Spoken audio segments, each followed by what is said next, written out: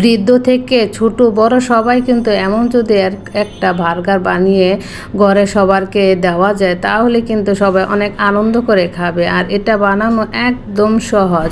আমি আজকে এমন একটা বিফ বার্গার বানাবো, এটা কিন্তু সবাই কিন্তু বানিয়ে খেতে পারবে, এত সহজভাবে আমি বানাবো। আনাস কুকিং মানে সহজ সহজ রেসিপি। আপনারা যদি আমার এই ফুল রেসিপিটা দেখেন তাহলে বুঝতে পারবেন যে এত সহজভাবে ঘরে বার্গার বানানো যায়। এখানে আমি এখন তো সবার ঘরে ঘরে গরুর মাংসের অভাব নেই। এখন আমি এই গরু মাংসটাকে ছোট ছোট করে কেটে নিয়েছি। ছোট করে কাটলে খুব তাড়াতাড়ি সিদ্ধ হয়ে যাবে। এর মধ্যে আমি মশারির ডাল দিয়েছি। ডালটাকে আমি 10 মিনিট ভিজিয়ে রেখে তারপরে দিয়েছি। এখন আদা আর রসুন দিয়েছি, গরম মশলা, ধনিয়ার গুঁড়া, স্বাদ মতো লবণ দিব। দিয়ে আমি 1 চামচ পরিমাণে, এটা হলো মরিচের গুঁড়া দিয়ে আমি এখানে পানি দিব প্রায় 3 কাপ পরিমাণে। পানির পরিমাণটা একটু বেশি করে দিলে, কারণ এটা একদম সিদ্ধ করে নিব। আর এখন একটা ঢাকনা দিয়ে আমি চুলাতে বসিয়ে দিব। বসিয়ে দিয়ে আমি একদম লো হিটে এই মাংসটাকে এমন করে যাতে একদম পানি না থাকে এমন করে আমি শুকিয়ে নিয়েছি। এখন একটা ব্লেন্ডার জারে দিয়ে আমি এটা কিমা করে নিব। ইচ্ছে করলে আপনি শিলপাটার মধ্যে বেটে নিতে পারেন। আমার কিন্তু কিমা হয়ে গেছে। দেখেন কত সুন্দর হয়ে কিমাটা হয়েছে। এখন আমি এই কিমাটা উঠিয়ে নিব একটা প্লেটে। এর মধ্যে আমি দেখেন কিমাটা একদম সুন্দর হয়ে গেছে। এখন এর মধ্যে পেঁয়াজ কুচি দিব আর মরিচ কুচি। পেঁয়াজ কুচিটা একটু বেশি করে দিলে ভালো হয়। আর একটা ডিম ভেঙে দিয়ে দিব। এখন আর কিছু লাগবে না, যা দেওয়ার আমি আগেই সব উপকরণ দিয়েছি। আর শুধু এখন ডিম দিব আর পেঁয়াজ কুচিটা দিব। এই একটা ডিমে হয় না, এখন মনে হলো আমি কম দিয়েছি, এই জন্য আমি আবার আরেকটু মরিচ দিয়েছি, আরেকটা ডিম ভেঙে দিয়েছি, কারণ এটা একটু জাল জাল খেতে ভালোই লাগে। এখন সব কিছু একসাথে আমি ভালো করে মিশিয়ে নিয়েছি। এখন একটা রুটির যে পরিমাণটা আছে বড়, আমি একদম বড় রুটিও নিই নাই, আবার একদম ছোটোটাও নিই না, মাঝারি যে রুটিটা আছে সেটা নিয়েছি। এখন একটু বড় বড় করে বার্গারের ভিতরে যে আমি পুরটা দিব এটা আমি একটু বড় করে নিয়েছি। এখন একটা ডিম ভেঙে তারপর এর মধ্যে এটা হলো গোলমরিচ দিয়ে সুন্দর করে আমি একটু মিশিয়ে নেব।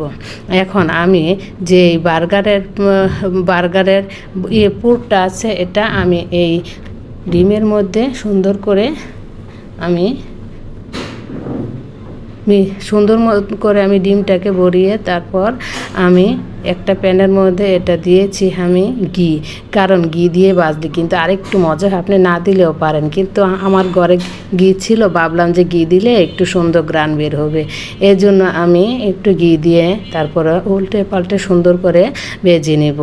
দেখেন কত সহজভাবে কিন্তু বার্গার বানানো যায় ঘরে। এত কিন্তু আমরা মনে করি যে একটা কাজ করার আগে না জানি কত কঠিন, আসলে কাজ করার পরে বোঝা যায় যে না এত সহজ। দেখেন উল্টে পাল্টা এটা যখন আপনি ভাজতে যাবেন তখন কিন্তু একদম নর্মাল হিটে তারপরে ভাজবেন। আমি এখানে 5টা বার্গার বানাবো। বার্গারটা আমি মাঝখান থেকে এভাবে কেটে নিয়েছি। সবগুলি কিন্তু এভাবে আমি মাঝখান থেকে কেটে তারপর আমি ঘরে বানিয়েছি মিউনিসটা। এটা কিন্তু সিদ্ধ ডিম দিয়ে বানানো। আমি এখন সবগুলো রুটির মধ্যে এরকম করে আমি মিউনিসটাকে লাগিয়ে নিব আর মাঝখানে দিয়ে দিব আমি যে বার্গার বানানোর জন্য বিফের যে টিকাটা বানিয়েছি সেটা এর মধ্যে দিয়ে দিব। দেখেন কত সহজভাবে হয়ে গেছে। এত সহজভাবে বানানো যায় আপনাদের বলে বোঝানো যাবে না। যদি আপনারা দেখেন ফুল ভিডিওটা তাহলে তো বুঝতে পারবেন, তাই না? দেখেন আমি এখন মাঝখানে শুধু বিফটা দিয়ে দেব আর উপরে একটা করে স্লাইস দিয়ে দেব।